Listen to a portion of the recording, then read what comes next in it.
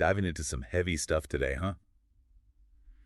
The migrant crisis in the Mediterranean. Yeah. And honestly, these Italian news reports that we're Yeah. looking at, it just paints a very bleak picture. It's a really tough situation. Yeah. Especially given what happened just a few days ago on New Year's Eve. Right. The shipwreck off of Lampedusa. Yeah. I mean, that It's home. really hits home. Yeah. 20 people, women and children, Yeah. still missing. Mm-hmm. And one of the articles you sent mentioned a young boy Right. who survived. Yes. 8 years old. 8 years old. It's unimaginable. It's hard to even fathom what he must have What he must have gone through. Yeah. It's a stark reminder that behind these statistics, we'll get to those, they're staggering, but are real people with real lives. Yeah. And the article highlights this boy's story to make a point about the vulnerability of children in this crisis. Okay, so let's unpack that a little bit. Yeah. Why are children so disproportionately affected by this? Well, think about it. Children on these journeys are often traveling with families that are already stretched to their limits. Right. They might be fleeing war zones, extreme poverty, persecution.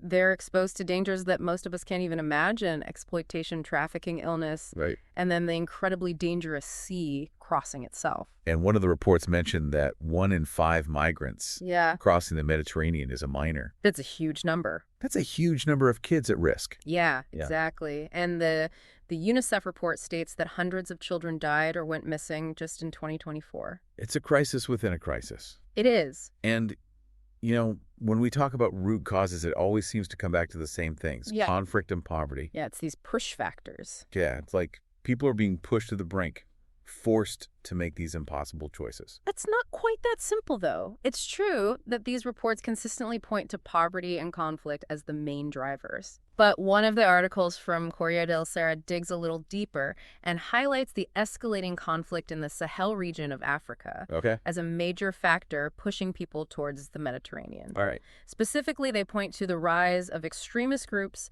and the resulting displacement of entire communities.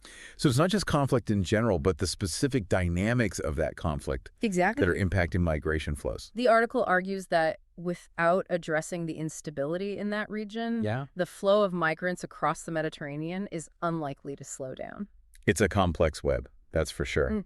And it sounds like these Italian news sources you've shared are really trying to get the human cost of this crisis. And I think that's where the story of that 8-year-old survivor from Lampedusa becomes so powerful, and it forces us to confront the reality that these aren't just numbers. These are real lives being shattered. So we've got this pretty clear picture of the scale of the crisis, the dangers involved, and the fact that children are bearing a disproportionate burden. But what's being done about it? Well, that's what we'll dig into next. You've included a call to action from UNICEF in your materials, and that's a good place to start. It outlines some concrete steps that governments can take to protect these vulnerable families. So in part 2, we'll move from understanding the problem to exploring potential solutions. Exactly. We'll look at what's being done, what's working, what's not, and maybe even challenge some assumptions along the way.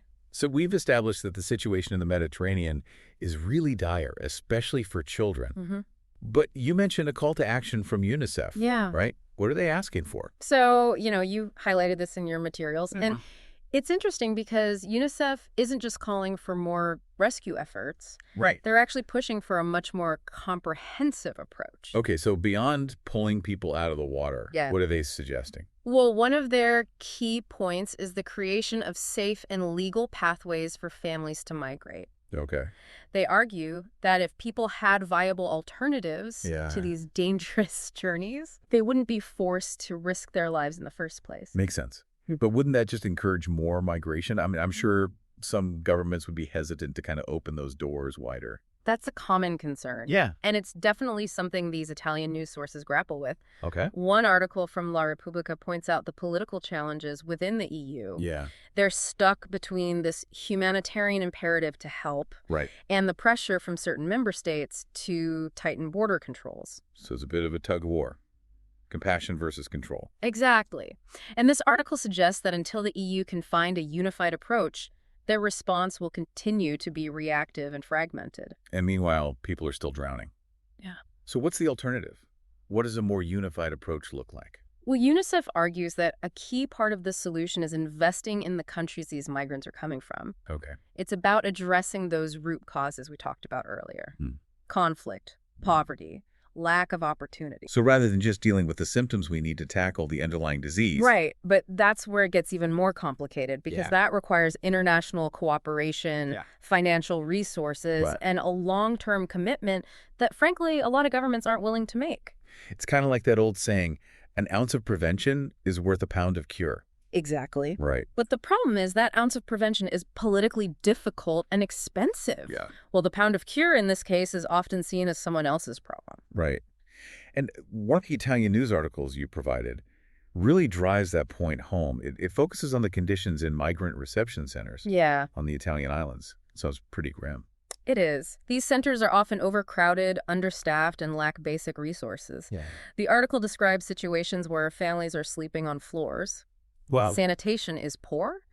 And there's very little access to medical care or psychological support, especially for children who have experienced trauma. So even if people do make it to Europe alive, their ordeal isn't over. Not at all. And this is where the discussion about international law and the responsibility of nations comes in. Because once they're on land, it's no longer a matter of rescuing people at sea. Right. The Italian news sources you sent, I'll touch on this, but an article from Il Sole 24 Ore really digs into the legal complexities. It argues that current EU asylum policies are outdated and ill-equipped to handle the sheer number of arrivals. And I remember you saying there's some debate about what constitutes a rescue under maritime law.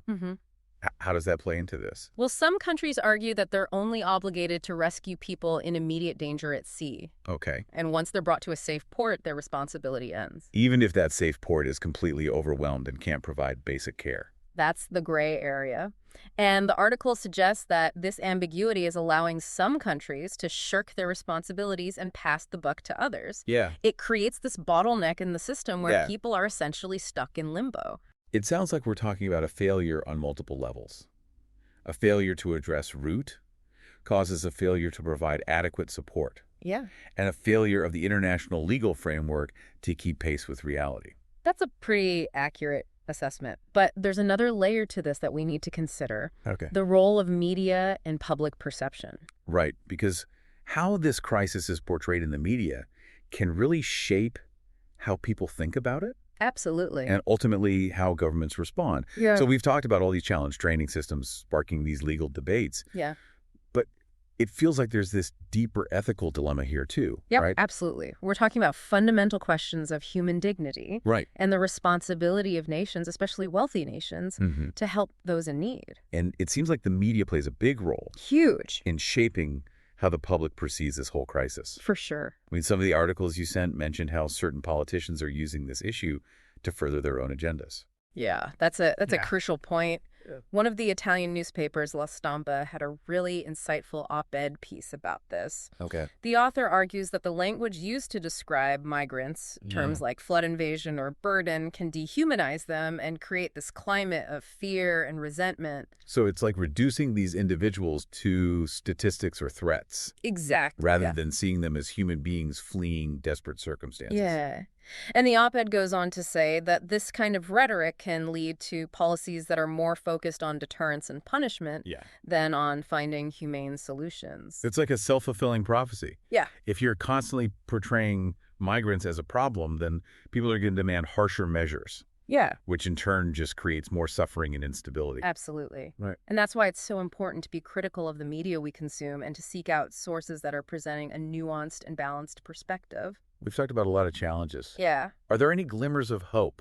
Oh, absolutely. Are there countries or organizations that are doing things differently, showing that a more compassionate approach is even possible? There are some inspiring examples out there. One of the Italian news reports you shared highlighted the work of a small NGO operating on the island of Lampedusa. They're focused on providing trauma-informed care to children who have arrived by boat, many of whom have witnessed horrific things. So it's not just about giving them food and shelter, but also addressing the emotional and psychological scars of their journey. They're providing art therapy, play therapy, and other forms of support that help these kids process what they've been through and begin to heal. So it sounds like they're recognizing that these kids aren't just statistics. They're individuals that Exactly. need specialized care and attention. Right. And while this is just one small example, Yeah. it shows that a more humane and compassionate approach is possible. And I think that's a really important takeaway from this whole deep dive. It would be easy to feel overwhelmed by the scale and complexity of this whole crisis. But there are people out there making a real difference, Absolutely. often with very limited resources. Yeah, and it all comes back to that question of shared responsibility. Right. If each of us does what we can, whether it's staying informed, supporting organizations doing good work, or advocating for more humane policies, we can contribute to a solution. So what started as this deep dive into some Italian news reports has become a much broader exploration of human rights, international law, and the ethical challenges of our interconnected world. Right. There's a lot to process, but I think it's left us with a better understanding of what's at stake and what needs to be done. I agree. And I hope it's left you, our listener, with some food for thought as well. What role can you play in addressing this crisis? What actions, big or small, can you take to make a difference? These are questions worth pondering, and I encourage you to continue exploring this issue and engaging with the world around you. Thanks for joining us on this deep dive. We'll be back soon with another exploration of a complex and timely issue. Until then, stay curious, stay informed, and stay engaged.